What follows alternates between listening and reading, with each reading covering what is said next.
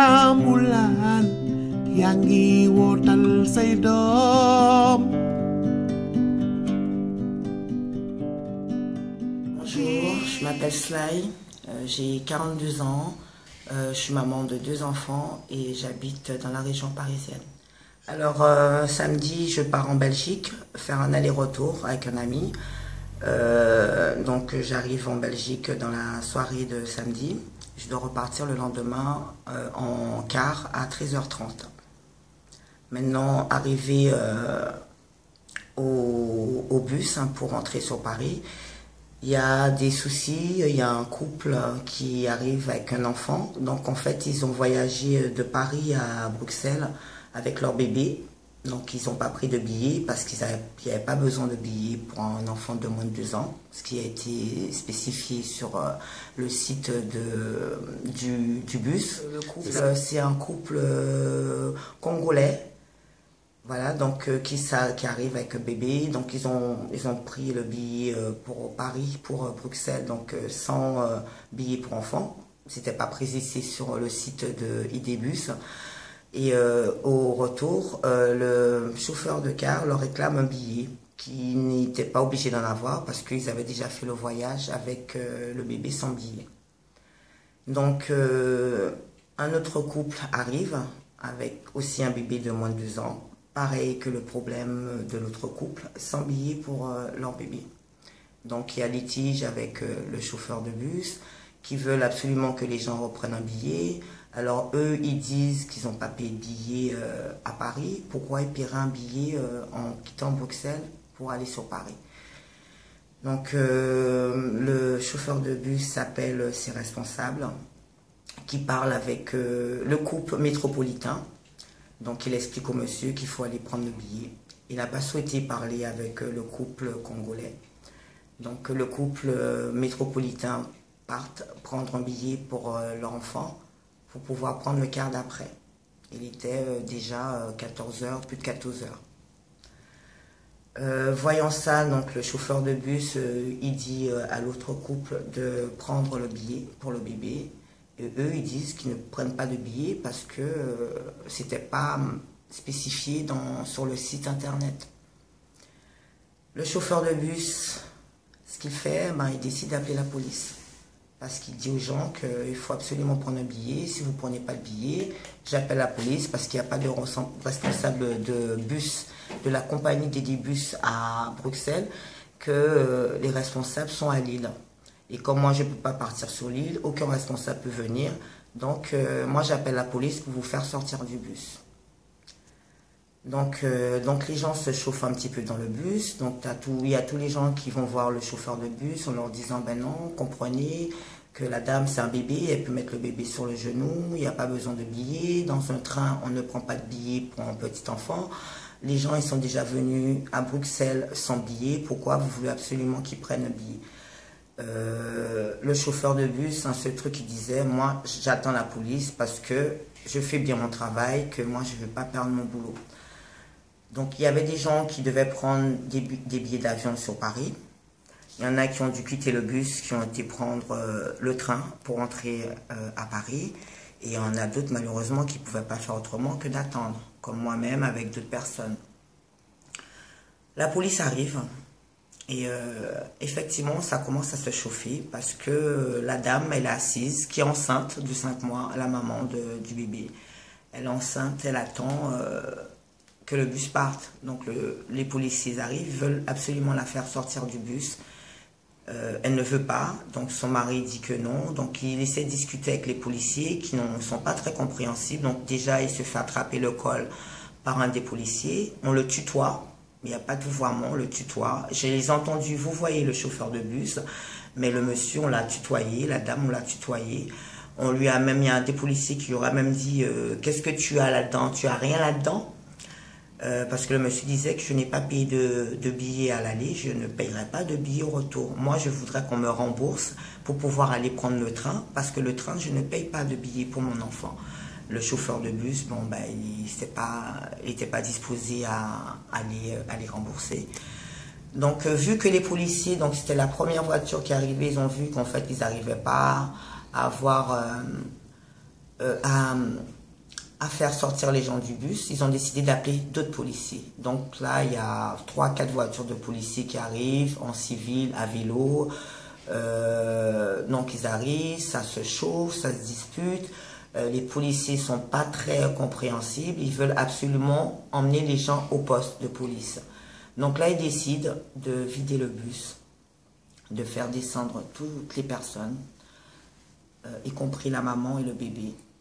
Bon, la maman et le bébé, elle sort, bon, elle est un peu fâchée, elle comprend pas vraiment, alors elle dit, ben, si je dois payer un billet pour mon bébé de moins de 2 ans, ben, il faut que je paye un billet pour le bébé qui est dans mon ventre, je suis enceinte de 5 mois.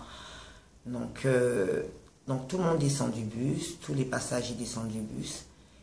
Donc pour moi, il n'y a plus de soucis. Monsieur est descendu, madame est descendue avec le bébé en sachant que les bagages n'étaient pas dans le car puisque le chauffeur de bus a décidé qu'il ne voyageait pas parce qu'il fallait absolument un billet pour bébé. Donc tout est, pour moi, tout est rentré dans l'ordre parce que le couple descendant du bus, donc le bus peut repartir. Mais là, la police décide d'emmener ce couple-là au commissariat. Pourquoi? Je ne sais pas. Donc, monsieur dit non, je ne pars pas au commissariat, vous ne pouvez pas m'emmener, vous ne pouvez pas emmener ma femme, elle est enceinte, elle va nulle part, elle reste là. Donc, ils n'ont pas pu faire pression sur la dame, donc ils ont décidé d'embarquer le papa. Donc, c'était très musclé, c'est vrai que c'était très dur de voir la réaction des policiers envers un père de famille qui avait la seule faute de n'avoir pas pris de billet de bus pour son bébé, en sachant qu'il avait déjà voyagé sans billet pour l'enfant. Et donc là, il y a des gens qui commencent à filmer. Donc déjà, quand les policiers arrivent, donc on est plusieurs personnes à sortir leur portable, à filmer, à prendre des photos. Donc je revois encore ces images, c'était vraiment atroce de voir ce monsieur se faire maltraiter, tout ça à cause d'un billet qu'il n'avait pas pour son bébé. Donc moi, automatiquement, je prends mon téléphone, je suis déjà en train de filmer, je vais voir les policiers en leur disant que c'est peut-être un peu exagéré d'emmener ce monsieur-là alors que le problème est terminé. Et en plus, vous l'emmenez bien, vous êtes beaucoup sur lui et je trouvais que c'était un peu... c'était un peu abusé, quoi. Vraiment, c'était leur geste, leur manière de réagir avec cet homme, c'était vraiment... ça faisait vraiment mal au cœur. Vraiment, ça m'a fait de la peine parce que le monsieur restait calme. Pendant tout le temps, il était très calme, il parlait correctement, il n'était pas énervé. Mais quand on a commencé à le mettre par terre, forcément, il s'est un peu débattu. Et on lui met le menottes et on l'emmène. Moi, je filme. Donc il y a un des policiers qui vient vers moi, qui me dit, en fait il veut prendre le téléphone dans ma main en me disant vous n'avez pas le droit de filmer, vous n'avez pas le droit de filmer. Donc il fait le geste de vouloir prendre le téléphone. En faisant le geste de vouloir prendre le téléphone, il me porte un coup sur l'épaule. En me portant le coup sur l'épaule, donc ma réaction était action-réaction. On me frappe, je me défends. Donc, une claque est partie. Donc, ma main, elle est partie sur le visage du policier. Voilà, il s'est pris une claque. Ça n'a pas tardé. Donc, du coup, j'ai eu plusieurs policiers qui me sont tombés dessus en sachant qu'il y avait des personnes qui disaient « Arrêtez, ça se fait pas. Pourquoi vous lui faites ça? On ne fait pas des choses comme ça. » Je me suis retrouvée en 2 secondes plaquée au sol avec 2 policiers. Donc, par terre, j'avais les bras croisés parce que je ne voulais pas me faire menotter. Je ne comprenais pas ce qui m'arrivait.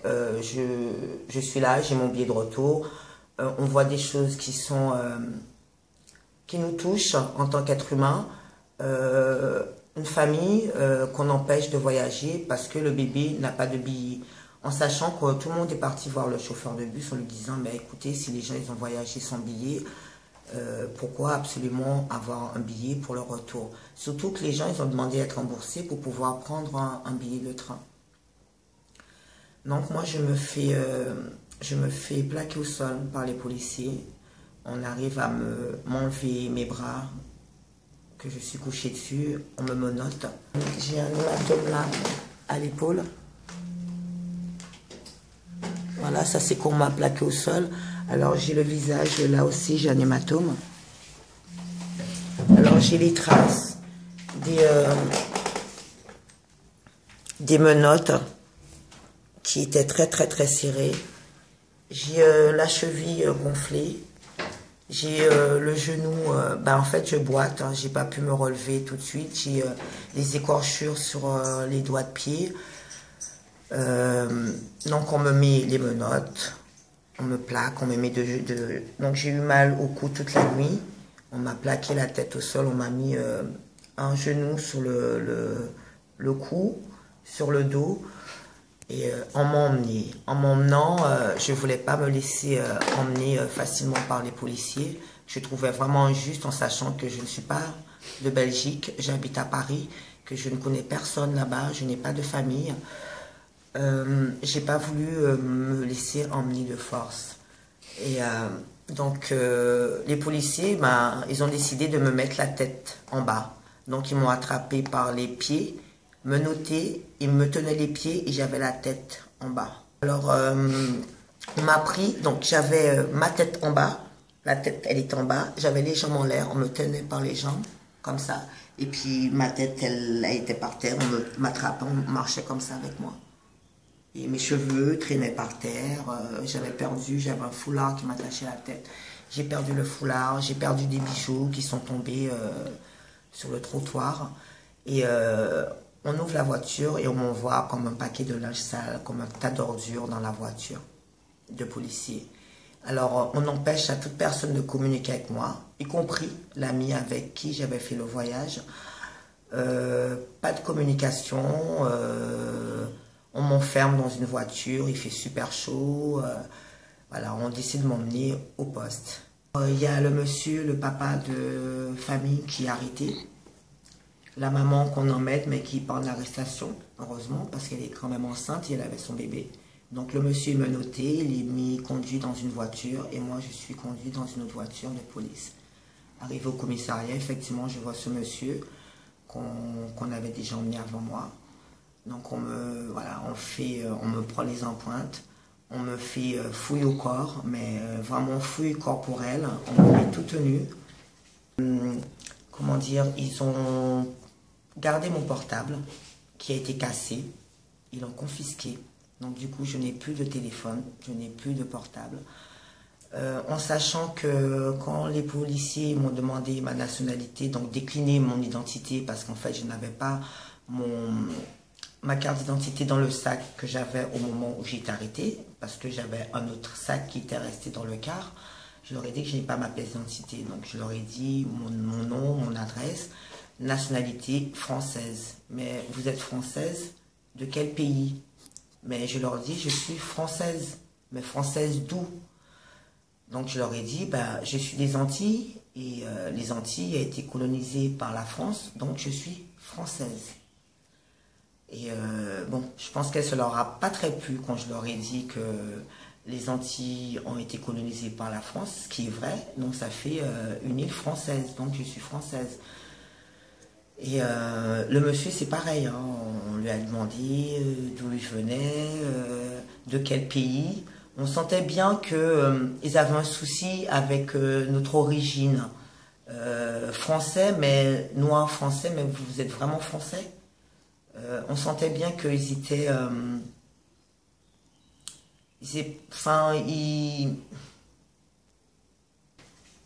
on me met des doigts dans mes parties génitaux par une policière. On me prend mes empreintes. Alors, les policiers me parlent très mal au commissariat. Alors, on me traite de déchet. On me traite de ça, qui adresse la police. Alors, des policiers, ils arrivent, ils disent « Ah, c'est elle ».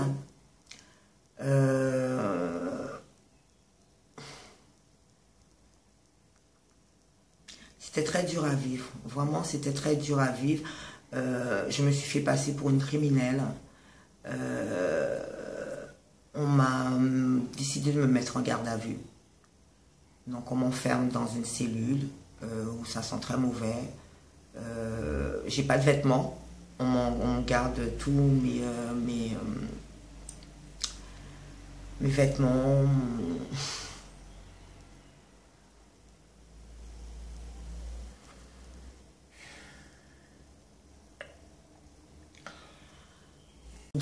policière m'a emmené dans une pièce.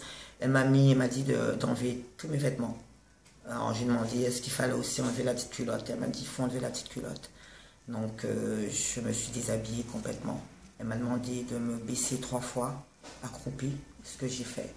Elle m'a demandé de remettre juste quelques petits vêtements parce qu'il ne fallait pas trop garder de vêtements, de peur que je m'étrangle avec mon soutien-gorge ou mon caleçon ou autre.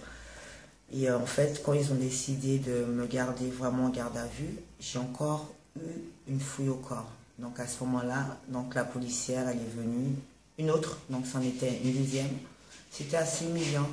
Je me suis sentie, entre guillemets, violée. Je me suis sentie rabaissée.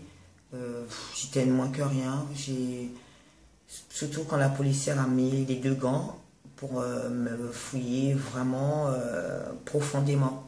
Je ne sais pas si je peux le dire, mais est-ce que je peux le dire ça? Donc elle m'a mis la main dans mon vagin. Elle a cherché je ne sais pas quoi.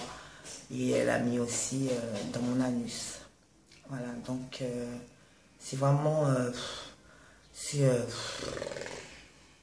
Voilà, donc on décide de me garder en garde à vue. On me dit qu'on va vous garder, vous allez comparaître devant la juge le lendemain, qu'on va vous faire venir, on va faire venir une avocate. J'ai demandé à être consultée par un médecin, ça n'a pas été fait. Donc l'avocate commis d'office est arrivée pour prendre ma déposition qui se fait avec elle. Et dans la déposition, on ne marque pas tout ce que je dis, on ne formule pas les choses comme je leur dis, ils formulent à leur manière, ils écrivent ce qu'ils veulent. Et pendant tout le temps, on me disait, vous vous rendez compte que vous avez frappé un policier? Je leur dis, je n'ai pas frappé le policier, je me suis défendue. Il m'a porté un coup, donc j'ai porté un coup. Le seul souci qu'ils ont eu avec moi, c'est que j'ai été témoin d'une injustice et j'ai pris mon téléphone portable pour filmer. Comme je vous le dis, je le répète, je n'étais pas toute seule à être là, présente, à filmer. C'est vrai que j'étais la seule noire qui filmait à ce moment-là. Donc je me suis dit qu'ils ont décidé de m'embarquer par rapport à ma couleur de peau. Effectivement, j'ai bien ressenti tout ce... Comment dire, toutes ces choses, j'ai ressenti toutes ces choses dans le commissariat quand on me disait oui, c'est un déchet, on me tutoyait, on ne me voyait pas. Vraiment, c'est comme un viol. C'est vraiment comme un viol. Je l'ai pris comme ça. Pourquoi? Je ne suis pas une criminelle, on ne m'a pas arrêté pour détention de drogue, on ne m'a pas arrêté pour vol. On ne m'a pas arrêté pour autre chose que d'avoir tenu mon téléphone portable et de filmer une injustice qui me semblait légitime en tant qu'être humain, en tant que maman, en tant que citoyenne et en tant que femme noire. Déjà, c'était vraiment injuste. Donc, on décide donc de me garder en garde à vue. On me dit que vous paraissez demain devant la juge. Et on m'enferme dans la cellule, sans vêtements, sans carrelage froid, ça sentait mauvais en plus, sans chaussures, sans rien, sans personne, toute seule là. Je me demandais ce que je faisais là, je ne comprenais pas ce qui m'arrivait. Je suis maman encore de 2 enfants, mes enfants m'attendaient sur Paris. Comment les prévenir, qui appeler? J'ai demandé à passer un coup de fil, j'ai demandé à voir un médecin parce que j'avais des douleurs au corps. On m'a dit oui, effectivement, que je pourrais voir un médecin et qu'il fallait attendre la décision du procureur. Et finalement, quelques heures après, une des policières vient, ouvre ma cellule et me dit « Vous êtes libre ». Je lui demande libre de partir. Oui, vous êtes libre de partir. Est-ce que je peux passer un coup de fil? Non, il faut sortir et aller dans les cabines publiques. Ici, on ne peut pas, vous ne pouvez pas téléphoner ici. Donc, je me suis retrouvée donc, sortie du commissariat, il était à plus de 21 h, seule. dans un pays qui n'est pas le mien, en sachant que le car est reparti, que la personne qui m'accompagnait, ils l'ont obligé à repartir en lui disant que c'est pas la peine de l'attendre et elle va pas ressortir tout de suite. En sachant aussi que j'ai des gens qui ont appelé pour avoir des renseignements à mon sujet. On leur a dit que c'est pas la peine de rappeler, que je serai jugée demain, donc il faudrait attendre demain. Donc on me relâche le soir même, je me retrouve à Bruxelles, dehors avec des blessures, complètement choquée de ce qui vient de m'arriver. Je ne comprends pas et je me retrouve toute seule en sachant pas comment faire. Je boitais, j'avais du mal à marcher, j'avais les pieds par terre parce que mes chaussures ils ont été cassées dans l'arrestation avec les policiers. Voilà, j'étais perdue dans Belgique. Bulen foog ni jëloo neex na ma may seen avion yi naaw Barça wala Barsax lu leen wutale ci mante sa taag Melia fu ma tere baax na ci mante. On m'a relâché, donc on m'a dit que je serais reconvoquée, donc il faudra que je reparte sur Belgique. Le monsieur aussi, le papa, il a été relâché aussi, quelques heures après moi, qu'on devrait retourner en Belgique pour être jugé. En sachant que moi j'habite Paris, que je suis mère de 2 enfants, je suis seule avec mes 2 enfants, je n'ai pas de famille en Belgique.